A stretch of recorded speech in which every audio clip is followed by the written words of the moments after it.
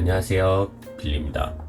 오늘은 많은 분들이 요청 주셨던 학점은행제 관련해서 영상을 찍어보려고 해요. 제가 이 내용을 블로그에 정리해서 올려놓긴 했었는데 제가 지금 이 블로그 내용들을 하나씩 보면서 제가 구체적인 내용들 설명을 드릴게요. 지금 학점은행제를 특히 저는 경영학으로 했기 때문에 경영학을 준비 중이시거나 아니면 뭐 전적대에서 학점을 끌어오셔야 되는 분들, 아니면 자격증 정보에 대해서 어떤 자격증이 좀 쉬운지 할만한지, 또 어떻게 준비를 했었는지, 그리고 저는 이제 뭐 영어 공부랑 병행하면서 했었는데 그 병행할 때 시간 배분은 어느 정도 했는지, 각 자격증에 얼마나 시간 소요가 됐는지, 아니면은 뭐 학점은행제 원격 교육원을 고르는 기준, 뭐 플래너를 끼고 했는지 안 끼고 했는지, 뭐 학점 잘 받는 꿀팁 같은 것들을 이제 전부 다 여러분들께 공개해 드리도록 할 테니까요.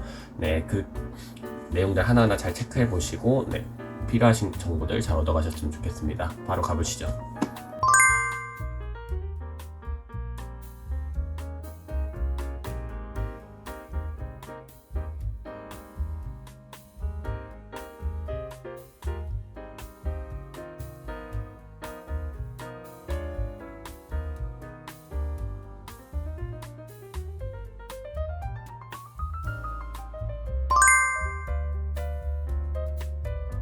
일단 저는 전문대를 졸업하고 나서 이제 학점은행제를 한 케이스이기 때문에 따로 자퇴를 하지 않고 전적대 학점을 인정을 받았어요. 다만 이제 전적대가 조리과였고 이제 학점은행제를 할 때는 경영학과를 했었기 때문에 그 전적대 학점들은 다 일반 선택으로만 인정을 받을 수 있었고요. 그래서 전체 제가 채워야 되는 학점 140 학점 중에 이제 일반은 최대 50 학점까지밖에 인정이 안 돼서 그 50 학점을 다 전적대 학점으로 인정을 받았고, 그리고 나머지 이제 교양을 10 학점만 인정을 받을 수가 있었어요. 그래서 나머지 교양 20점은 저는 독학사로 취득을 합니다. 독학사 1단계를 응시를 했고요. 5과목에 전부 합격하면서 한 과목당 4학점씩 5과목 해서 교양 20학점을 인정받을 수 있었습니다. 독학사 공부는 한 일주일 정도 하루에 그때 아르바이트를 할 때였는데 하루에 한 대여섯 시간 정도를 한 주 5일을 투자해서 공부를 해서 무리 없이 합격할 수 있었습니다. 제가 선택했던 과목들을 보면 국어, 국사, 영어, 현대 사회와 윤리, 사회학 개론인데요. 이렇게 5과목을 선택한 이유는 독학사 시대에듀라는 출판사에서 독학사 1단계 교양과정 벼락치기 최종 모의고사라고 한 권의 책을 팔아요. 그래서 저는 최대한 돈을 아끼고 싶었기 때문에 가성비 좋게 한 권으로 끝내고 싶어서 여기에 있는 과목들로 시험을 봤습니다. 그리고 이 사회학 개론이나 현대사회 윤리 같은 경우에는 이제 그 경영학 원격 평생 교육원에도 과목들이 있는데 이거랑 겹치지 않게 하려고 미리 좀 체크를 잘 해놓고 수업을 수강을 했었습니다. 점수는 국어 62점, 국사 65점, 영어는 공부를 할 필요 없었고요. 현대사회 윤리는 82점, 사회학은 70점 이랬는데 그 전날까지도 기출을 풀었는데 합격 컷이 안 나오는 거예요. 그래서 엄청 불안해하면서 마지막까지 열심히 공부했는데 다행히 이제 운 좋게 실제 시험에서는 좋은 결과를 받을 수 있었던 것 같습니다. 그리고 이제 문제 자격증인데요. 먼저 이제 한경 테셋 순자 2급을 212점 턱걸이로 합격을 했어요.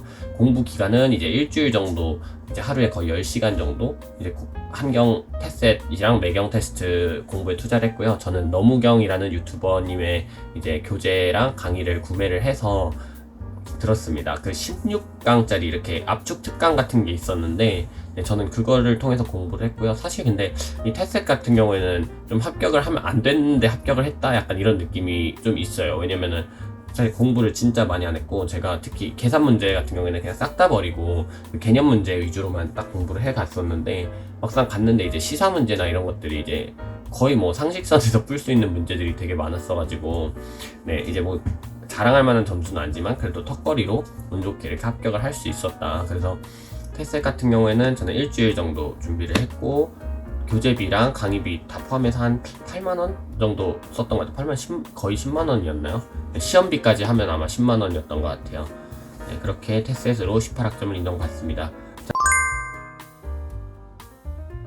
그 다음에는 제일 중요한 텔레마케팅 관리사인데요. 이게 제 블로그에 그 링크를 올려놨는데 그 다롱님이라고 그 블로거분이 계세요. 근데 이게 텔레마케팅 관리사계의 어떤 수호신이다, 약간 이렇게 여겨지는 분인데, 이분이 그 기출 문제들을 이렇게 분석을 해서 공부할 수 있는 자료를 정말 그냥 어떤 교재보다도 좋게 잘 만들어 놓으셨어요. 그래서 저는 그거 하나만, 그 아무 교재도 안 보고 그거 하나만 무료 그 자료를 보고 공부해서 합격을 했고요. 근데 이게 제가 봤던 자격증 시험들 중에 제일 어려웠어요. 그냥 what the hell이에요. 진짜 그냥 그 필기는 너무 쉽거든요. 필기는 공부 안 하고 가도 붙을 수 있을 정도로 쉽고, 근데 실기가 서술형이라서 다 그 내용을 외워가서 써야 돼요. 단답형 문제도 몇 개 있긴 한데, 그게 그냥 이렇게 줄글로 쭉 써야 되는 문제들 같은 경우에는 그거를 이제 통으로 외워야 되는 경우가 많아서 공부하는 시간이 진짜 오래 걸렸고요. 저는 거의 일주일에 한 7일? 거의 한 2주 정도를 진짜 하루 종일 그것만 이제 그냥 팔 운동 하듯이 그냥 외웠어요. 원래 막 쓰면서 외우는 거 별로 안 좋아하긴 하는데, 그거는 그냥 진짜 토시 하나 안 틀리고 글자를 다 외워야 되는 거라고 생각을 해서 저는 그냥 열심히 부지런히 팔로 쓰면서 외웠고, 네, 결과적으로 모든 시험에 이제 한 1트 만에 다 합격을 할 수 있었습니다. 네, 그렇게 해서 네, 저는 자격증 이제 테셋이랑 텔레마케팅으로 36학점, 그 다음에 경영학 이제 원격 수업을 들어서 24학점을 채웠고요. 그리고 원격 수업을 이제 어디서 들었냐고 물어보시는 분들이 계시는데, 제가 이거를 찍을까 말까 고민했던 것 중에 하나가, 사실 편입 유튜버 분들 중에 이제 학점은행 이제 플래너를 하시는 분들이 되게 많잖아요. 그래서 이제 그런 분들의 약간 영업에 방해가 되는 거 아닌가라는 생각이 들어서 이거를 찍을지 말지 고민했었는데, 저도 좀 이런 리얼 후기들을 실제로 수험생 때 듣고 싶었기 때문에 그냥 공유를 해드리자면,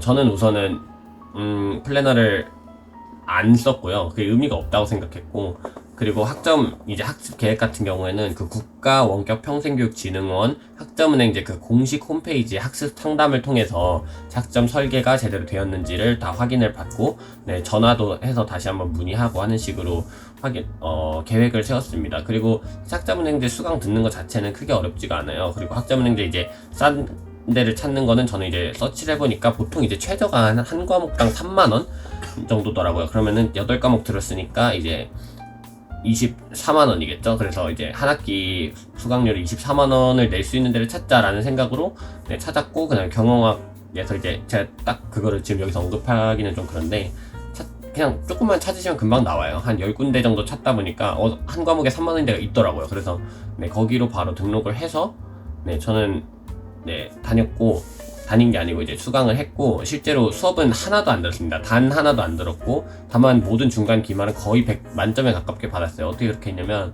교환을 미리 이렇게 다 PDF 파일로 받아서 옆에 노트북 다른 거 하나 켜놓고, 네, PDF에 검색 기능이 있잖아요. 그래서 옆에 시험 보면서 이제 PDF에 관련 내용들 검색해가면서 이제 내용을 집어넣으니까 거의 뭐 다 만점 가까이 나오더라고요. 시험 자체가 그렇게 어렵지 않아서. 그리고 과제 같은 경우에는 제가 사실 하기 너무너무 귀찮아서 그 과제를 이제 구매하는 사이트에서 구매해서 그냥 복붙을 다 해버렸는데, 그렇게 했더니 이제 표절률이 막 80% 90%가 나왔다.